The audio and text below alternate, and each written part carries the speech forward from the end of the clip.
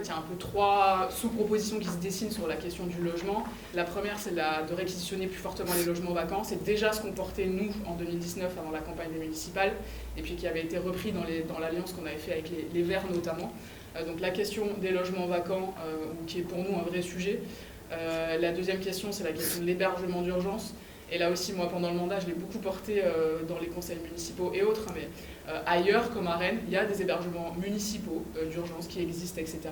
Donc on souhaite porter aussi ça, que la ville soit plus active sur ces questions-là et porte aussi, ne s'appuie pas que sur le réseau associatif, parce que des fois, c'est un peu ça qui se passe quand même. Et la troisième proposition, c'est sur la question, sous-proposition, c'est sur la question du logement social, où là, il y a quand même un vrai sujet à la fois d'accès, alors là, plus au niveau métropolitain, mais d'accès au logement social avec des files d'attente parfois sur plus d'une année, enfin ça c'est juste plus possible dans la situation actuelle, ou à la fois dans des projets de renouvellement urbain, parfois on détruit plus de logements sociaux que ce qu'on en construit, notamment pour les plus précaires, et la question de l'entretien, qui est quand même un sujet.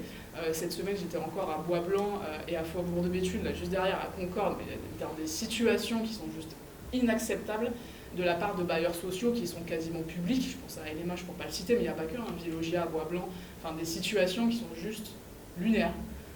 et dans laquelle nous on souhaite être plus présents, en tout cas avec les bailleurs et avec les habitants surtout sur ces questions-là.